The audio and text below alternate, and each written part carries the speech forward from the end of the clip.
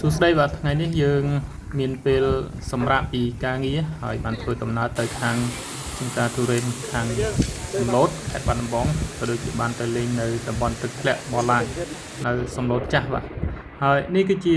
ទស្សនីយភាពឬជាទស្សនវិជ្ជាការធ្វើដំណើររបស់យើងគឺយើងធ្វើដំណើរដោយការជិះម៉ូតូអាសង់បាទទាំង5គ្រឿងហើយយើងធ្វើដំណើរចេញពីភូមិសន្តិភាពនៅជិតក្រុងបយប៉ែតស្រុកម៉ាឡៃបាទទៅតាមស្រុកម៉ាឡៃកាត់ភ្នំព្រឹកផ្លូវនេះគឺស្រស់ស្អាតនៅតាមដងផ្លូវធម្មជាតិមើលទៅខៀវស្រងាត់តែម្ដងនៅរដូវធ្លាក់ភ្លៀងចឹងហើយធម្មជាតិមើលទៅស្រស់ស្អាតបាទហើយយើងធ្វើដំណើរតាមផ្លូវទៅខាងភ្នំព្រឹកនេះគឺមានឃើញថាសត្វឆ្កែច្រើនមែនទែននេះគឺជាសត្វដែលគ្រោះថ្នាក់នៅពេលយើងធ្វើដំណើរដោយជិះម៉ូតូបាទហើយនេះនៅទិដ្ឋភាពនៅខាងភ្នំព្រឹកបាទនៅកន្លែងដែលមានកន្លែងថតរូបមានហាងកាហ្វេដែលយើងឈប់សម្រាកទិញកាហ្វេមួយកែវហើយក៏ផ្ដិតយករូបភាពនៅតំបន់នោះស្រស់ស្អាតមែនទែនហើយយើងក៏បន្តដំណើរទៅទៀតបាទយើងតម្រង់ទៅខាងចំការទុរេននៅសំឡូតតែម្ដងបាទ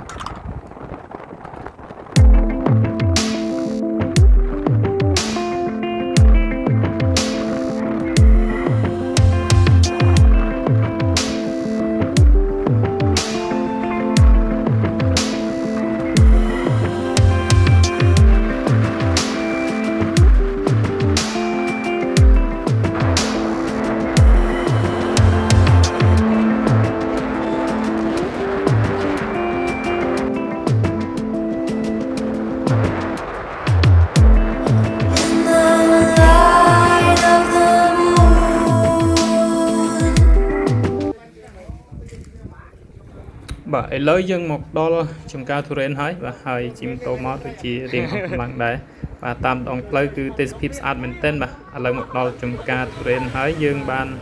អង្គុយសម្រាប់បាត់ហត់បន្តិចសិនបាទហើយយើងនឹងដើរមើលនៅផ្លែទុរេនបាទនេះអ្នកនាំផ្លូវអង្គុយមើលទុរេនបាទនៅខាងក្នុងចំការនេះបាទចំការទុរេននេះគឺនៅស្របតាមដងផ្លូវដែលយើងទៅហើយអ្នកលក់គាត់ចាប់ដើមរើសទុរេនឲ្យយើងហើយយើងមកដល់ហើយឃ្លានទុរេនហើយសាកទិញយកមកហូបបន្តិចសិនមុននឹងទៅដើរនៅក្នុងចំការ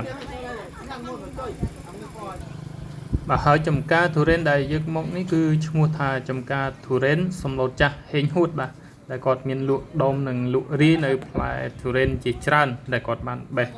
មកផ្ទាល់ពីចំការរបស់គាត់ហើយនឹងដាក់លក់ក៏ដូចជាបោះដុំរីនៅខាងមុខចំការគាត់តែម្ដងបាទអញ្ចឹងពេលនេះយើងកំពុងតែរើសទុរេនឲ្យគាត់ជួយមើលថាល្មមហូបឲ្យលើនៅបាទអញ្ចឹងយើងក៏បានទិញនាំគ្នាហូបទុរេនហើយបាទ Pro Spider គាត់ពួកកែញ៉ាំទុរេនមែនទែនបាទចូលចិត្តទុរេនម្នាក់ឯងហ្នឹងញ៉ាំអស់ទង្បី4គ្រាប់ដែរបាទស្របពេលដែលគ្រប់គ្នាកំពុងតែ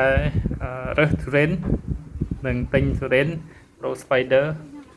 នេះកំពុងតែញ៉ាំហើយបាទទិញបានមុនគេអង្គុយញ៉ាំមុនគេបាទ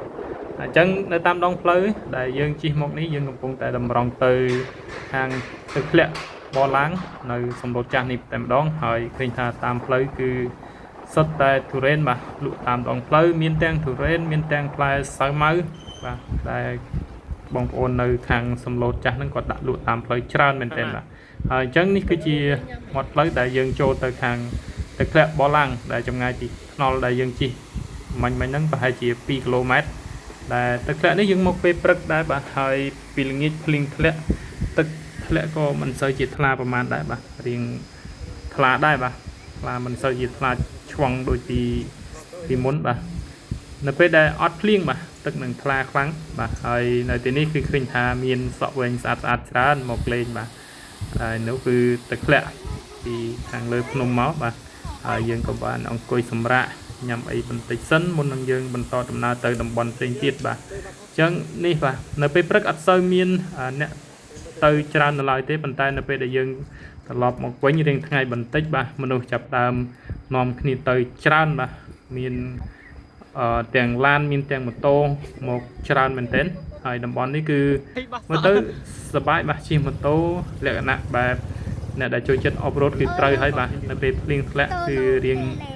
បាច់ផុករៀងរអិលខ្លះបាទប៉ុន្តែអត់អីទេយើងជិះបានមិនជាពិបាកខ្លាំងទេអាចជិះបានគ្រប់ប្រភេទម៉ូតូអូតូក៏អាចជិះចូលបានដែរបាទហើយនេះយើងក៏ចេញពីតំបន់ទឹកធ្លាក់បោះឡើងនឹងយើងតម្រង់ទៅខាងកាព្រីរីសតបាទហើយយើងកំពុងតែជិះបន្តទៅនឹងឃើញថាតាមដងផ្លូវមានភាពស្រស់ស្អាតមែនទែនមើលឃើញភ្នំហើយទិដ្ឋភាពវាលស្រែចម្ការដែលនៅតាមដងផ្លូវនេះគឺខៀវស្រងាត់ស្រស់ស្អាតមែនទែនបាទហើយនេះគឺជាច្រកចូលដែលយើងចូលទៅកាព្រីរីសតបាទហើយខ្ញុំនឹងបន្តធ្វើវីដេអូផ្សេងទៀតនៅក្នុងវីដេអូបន្ទាប់បាទដែលយើងទៅលេងនៅកាព្រីរីសតនឹងមានភាពស្រស់ស្អាតយ៉ាងម៉េចខ្លះបាទ